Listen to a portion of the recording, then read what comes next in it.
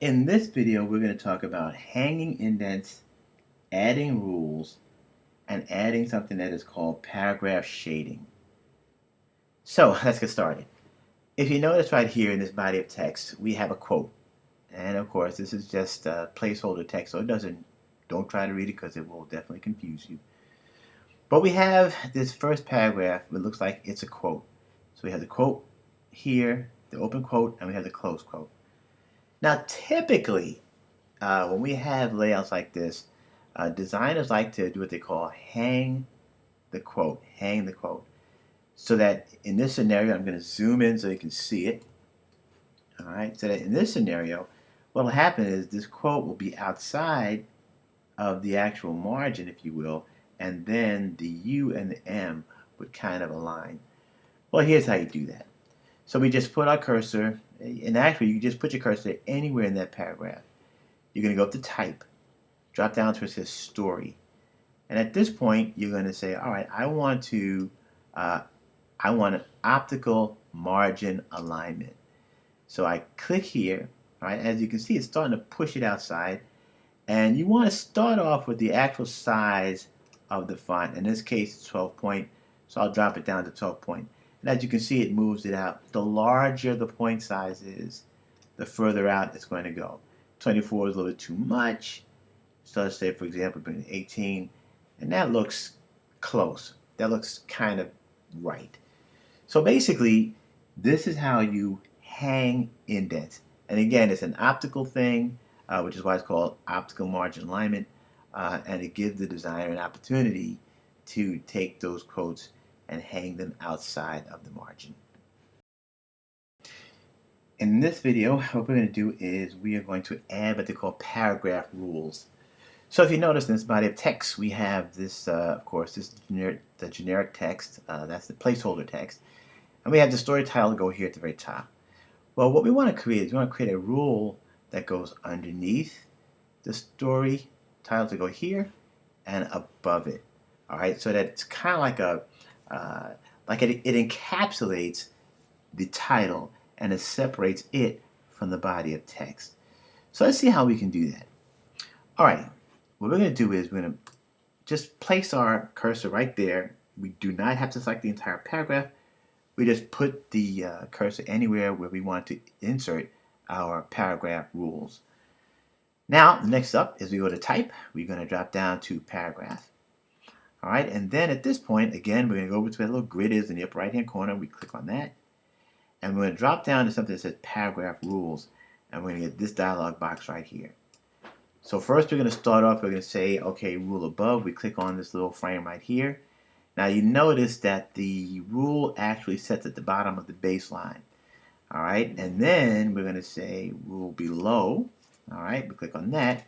And you're going to notice that it looks like it's doubling up because they're both rules are sitting at the bottom of the baseline. So now what we got to do is we got to move one up and move one down. So let's start with the rule below. So right now it's setting at 1 point and it's going from margin to margin. All right. So what we're going to do now is we're going to give it an offset value of say 1 pica. All right, and then we'll just tab down so we can just preview it.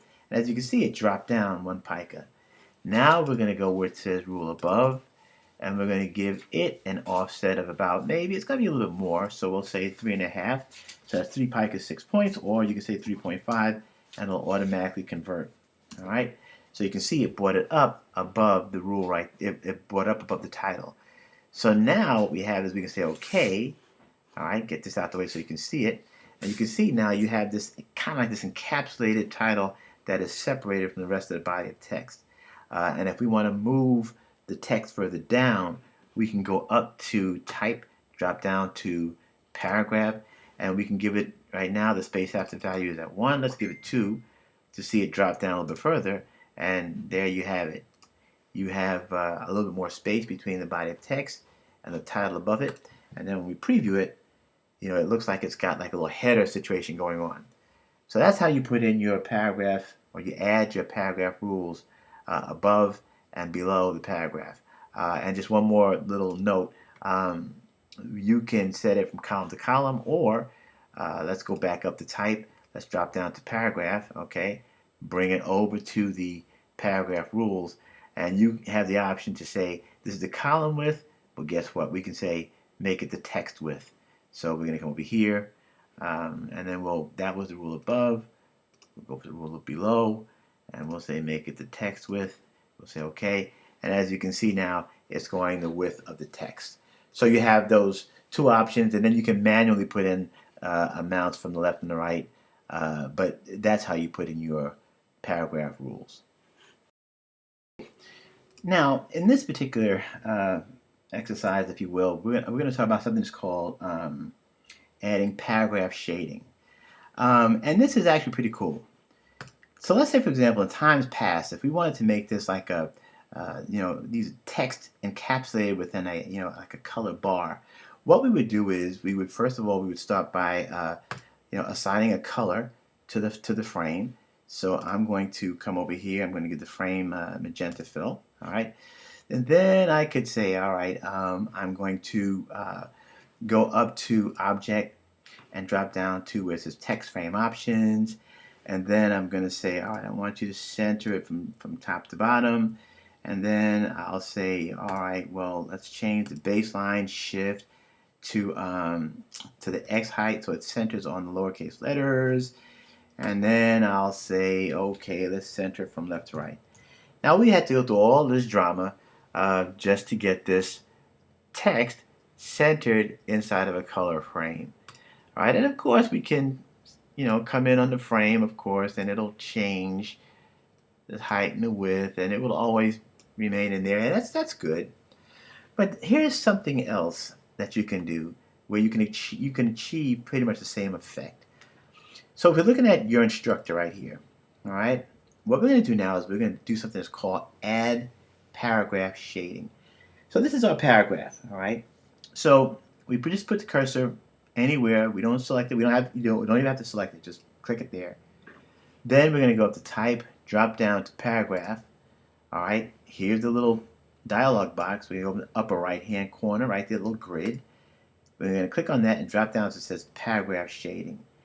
And at this point, what we're going to do is we're going to click on Shading On. All right. And if you notice, it put in a shade all the way across the entire column. But guess what? We can say text. So now it's just going to shade the text. And then we can give it an offset value. Let's say we just said 1, all right, 1 pica. And as you can see now, it came off 1 pica on all 4 sides. And now it doesn't make a difference what size the frame is because it's just acting on that paragraph. So now if I say OK, and let's say I add some extra copy here, I put in here is Mr. I think I'm running out of space.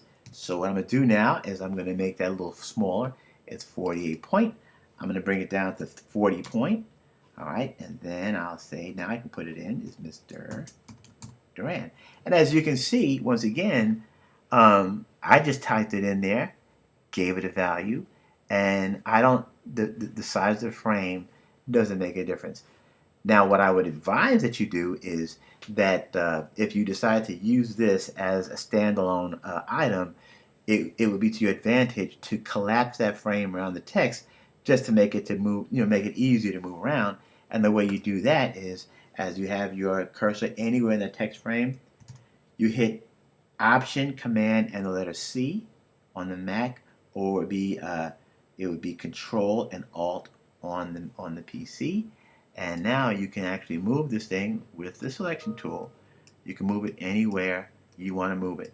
And again, because it is a paragraph shade, you can take out the content and the shade will adjust to the width of your text. And then you can collapse the frame.